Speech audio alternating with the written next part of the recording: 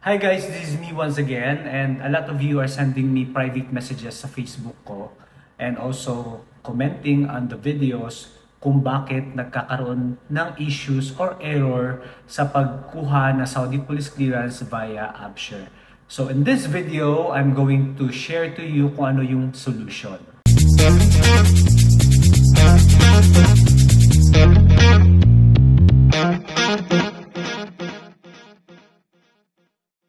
A lot of you guys are seeing this once you open your Absher. It says, "Sorry for the inconvenience. The service is unavailable at present. Please visit after some time." Ngayon, we really don't know kung ano yung reason bakit nagkaka-error. On my part, kumuha ako ng police clearance via Absher. Okay naman siya. Na-issuean naman ako via Absher without the error. But for some people, it's been weeks na hindi pa rin nila ma-open kasi error. They're trying to track back kung ano yung problema. Baka pasuna yung ikama, hindi naman. Baka pa-exit na, or na-cancel yung visa, or may problema ang employer. So we really don't know kung ano yung problema dito. The other day, I went to Mofa and the police station. May nakasabay ako doon. And it's the same issue na na-encounter niya, na error pa rin yung pagre-request niya ng Absher kasi pa-exit na siya ng ilang linggo. And eto lang naman yung ginawa niya, no? And I'm going to share it to you. So, we were going to go back to the very old procedure sa pagkuha ng Saudi Police Clearance. This is the only solution for you. Pupunta kayo ng consulate or ng embassy to obtain endorsement letter. Para sa mga first-timer, this is your endorsement letter. Pero kapag na-experience nyo ng kumuha ng police clearance before, so it's the same endorsement letter ang ibibigay sa inyo. Unlike sana sa Absher na mas mabilis ang proseso, mas nakaka-save kayo, dito sa process na to, babalik po tayo doon sa unang-unang process ng pagkuha ng Saudi Police Clearance. Endorsement letter.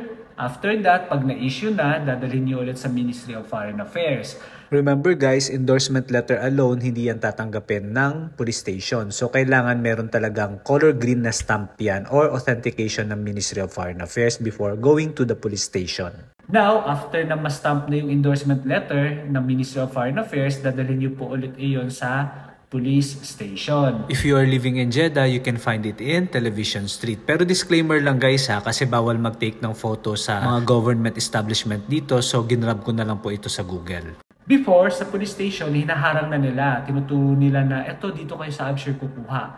But this time, they recognize the error at ang ginagawa na nila is that i-issuehan na nila ng Saudi Police Clearance in the same old format. Merong fingerprint. They don't ask you any more question. Pero kung halimbawa naman na ni-insist pa rin nila yung Absher despite of that error, ipakita nyo na lang sa kanila na eto, may error, we cannot move forward, ma-edgy, so yun yung Arabic na hindi gumagana. So yun lang yung ipapakita nyo sa kanila. And then for sure, i-issuean kayo. In Jeddah, nag-i-issue sila because they recognize the error. Once na-issue na yung police clearance, then you go back again to the Ministry of Foreign Affairs for the authentication. And then after that, you'll have to bring it to the consulate for the final authentication. So the same old procedure, at least may issuean kayo ng Saudi Police Clearance ninyo.